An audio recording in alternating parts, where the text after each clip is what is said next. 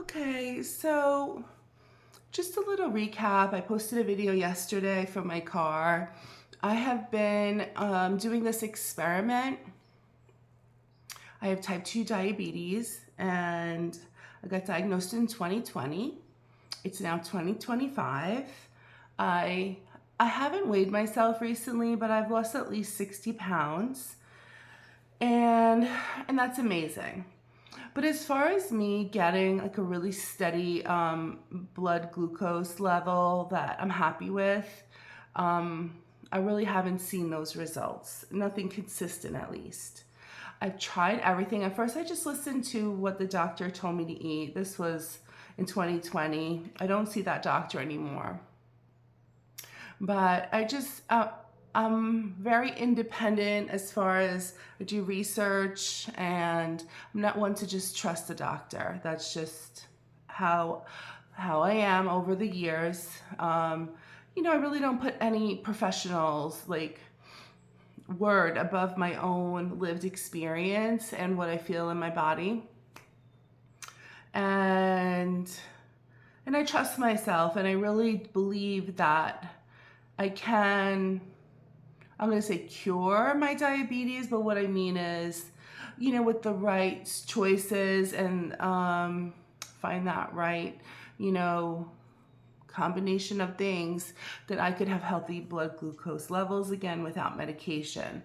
And so far that hasn't worked for me, and I've taken myself off medication before, and my blood glucose has gone back up over time. And recently, for almost a year, I think for 10 months, I've been back on the medications that have been prescribed to me, and trying to figure out the diet part to really dial it in. So last year when I had been off medication for a while, I went through a pretty stressful time. I kind of was like, fuck it, and I stopped testing, and I was eating really what I wanted. When I finally got back around to testing, my blood glucose was super high. Started going back to a different doctor at the same practice, and really learned my lesson, so to speak. Like, I'm like, okay, I'll do it, So I ended up on 3 different medications for diabetes, and started to do my own experiment with eating a very low-fat diet. And so the first week before I actually had my doctor's appointment, I just started eating low-fat again. My mind's going in a few directions, but basically the Peat Peat forum was very supportive to me, and that was what I was guided to do, was to take the fat out of the diet and see that the blood glucose starts to clear. And that's what happened. Actually, every day for 4 days, I was dropping 25 points per morning in my fasting blood sugar reading. It was amazing.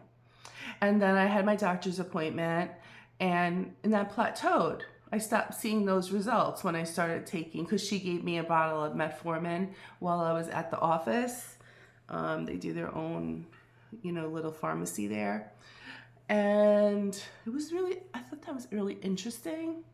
But over time, I did see some more drops, but it wasn't in that steady way I was seeing when I was not medicated and doing the low fat diet.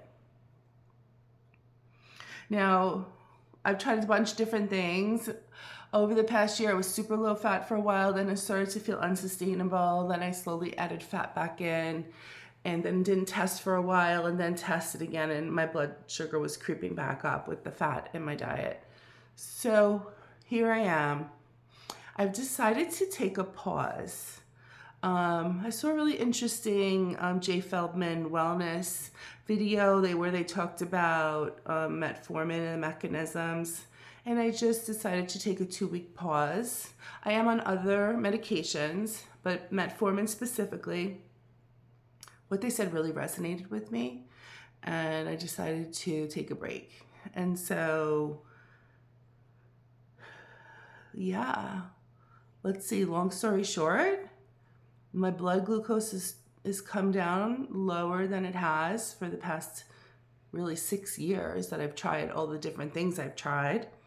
And I've gotten down to the double digits at times. I've been in the 90s a couple of times the past 10 days, and it's been amazing. Let's see. So what I started doing the past 10 days, now I actually use ChatGPT. I've uploaded to ChatGPT a lot of, I like Ray Peat's work, and I actually uploaded or downloaded, I think I uploaded the Ray Peat articles and research into ChatGPT to have that Ray Peat type of knowledge being reflected back to me when I talk to ChatGPT. Otherwise, I would get more mainstream information. So, you know, you kind of train ChatGPT to help you, you know, with like a framework of the way I'm choosing to look at the body. And so it's been really cool. Instead of me, you know, having to figure out all the research, I use ChatGPT to help me to, you know, discern certain things. So I started adding more lean meats into my diet. So I was low fat, but I also was including lean meats, chicken and turkey slices, as well as non-fat yogurt, egg whites, and it's been satisfying, satiating. I think on one level I did need the protein, because sometimes, all the times I've tried to do low-fat diet, it's usually been vegan. And to be fully vegan is not really that sustainable for me. My body doesn't handle all the legumes well. I always get bloated and gassy, but I know that my body needs protein. So I did that for the past 10 days. Yeah, about 10 days until yesterday. So I started to really get lower numbers, low 100s, upper 90s, whether it was a few hours after eating or the morning blood, you know, fasting number. I saw a few low 100s, like 110, 107, 98. And then it started going above 120 again, which was actually really good for me, because I was stuck around 180 for a long time. But when it went back up to over 120, it was staying there morning after morning. What I decided to do, and it was instinct, it was a lot of instinct to just be like, I'm not going to eat as much meat today. Because I was having egg whites for breakfast. I was having chicken tenders for lunch, or a turkey, you know, very low fat turkey slices. Deli meat. I get it at Costco. It's rather healthy as far as preservatives and stuff.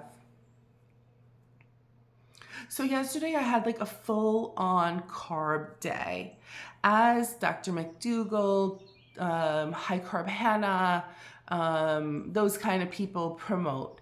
And I had a great midday reading yesterday, because I had also had some gummy candies when I had to go out and do a massage, and I was a little bit low energy, and I even had some sugar, and I had great numbers yesterday, and I had great numbers this morning from my fasting. And I have to say that eating the high carb with some fruit, with some sugar, I think it's the most satiating, or maybe it's just what my body needs right now. I'm not saying I'm never going to eat meat again at all. I think there's times when I really need it, but I don't think I need it 3 meals a day, every day. So this is all a work in progress. But yesterday I had such a great carb day. and great blood sugar reading this morning, and I feel really good. My energy is good. I'm in menopause. So my physiology, my hormones it's different than, a younger person's would be. So, this is me figuring out my body at this time of my life. So yeah, I'm gonna have another carb day. I make a homemade bread. For what it's worth, I use an organic, unbleached flour, which I think is better than your average all-purpose flour. I get the Costco, the Kirkland brand, and it's even better than the King Arthur flour, because what I think King Arthur flour promises is that it's unbleached. So the Kirkland one is organic and unbleached. So I think as far as just a regular all-purpose flour goes, it's decent. I make this no-knead bread, and my body's doing really well with that. And let's see, put sugar in my coffee. I am a Ray Peat person, so if what you know of Ray Peat, or what they call bioenergetic or pro-metabolic style of eating, then I do feel that caffeine is good for me, but balanced with sugar with the caffeine. Also, if I were in a different metabolic place, putting fat with the caffeine is supportive, because it helps. From what my version of how I get a lot of stuff when I'm reading it, but as far as me giving you the details of how everything works, that's not my forte. I kind of can explain the gist of things. But that with sugar and fat with your caffeine, it helps your adrenals to not get such like a hit. I think adrenals are able to, there's more fuel in the body when the caffeine comes in. It helps the metabolism. It helps you have the energy to handle that hit, instead of just making the body so like jumpy, anxious, kind of wired feeling. I do take a few supplements. I take progesterone at night. I do a topical, and glycine and taurine and magnesium, a couple other things that I'll talk about another time. And let's see, do great with potatoes, do great with squashes, winter squashes. I do great with, I'm not sure, I think rice does tend to spike me more than others, but I do find it super satisfying. I'll talk more about that as time goes on, because this will only be day 2 of this total revamping of my high carb, low fat lifestyle, which is not vegan, which is highly plant-based, but I do include some lean meat when, I don't know, I'll let you know how frequently I'm going to need that. I'm really way in the middle of this process. So that's where I'm at today. And I walk. So my new thing, and I'm going to go out and do that now. My new thing is I walk 15 minutes after breakfast and then after lunch. I used to do a 30-minute walk, but right now, in order to work with my blood sugar, and I'm energized, because when I have a carby, starchy meal, I feel great and I have lots of energy. And so when I'm done with this video, I'm going to do just a 15-minute walk right around, my neighborhood, and do that again after my lunch. So this is where we're at. I'm actually very optimistic. I'm very excited. I'm a food person anyway. I love food, and it's just fun to, figure out delicious things to eat within the parameters that I have. And I just don't like when my body starts craving something and I'm fighting it. And I've gone through this over time. And after being strictly low carb, I may start to crave fat again. And I'm basically just gonna eat it if that's what happens. Doesn't mean I have to incorporate it into my daily eating, but if I really start, because sometimes I'll be like, because I mean, I feed my husband, I have food in the house that's not just for me. So if I want to grab a handful of almonds or take a piece of cheese and I feel like it's a strong, unrelenting urge, that's usually my body saying, you know, that maybe I need some of that fat. So, and then maybe, you know, dip my feet in having a meal or so with fat in it again, and then go back to the low fat, because at the weight that I'm at, where my metabolism is at, where my health is at, where my liver is at, all the different pieces, I believe, these are my words for me, I feel like I'm required to be low fat at this time. I think until I get a lot more fat off of my body, you know, that I'll have to remain low fat. And then we don't know. This is completely figured out as we go. So that's it for today. I hope this is helpful to somebody.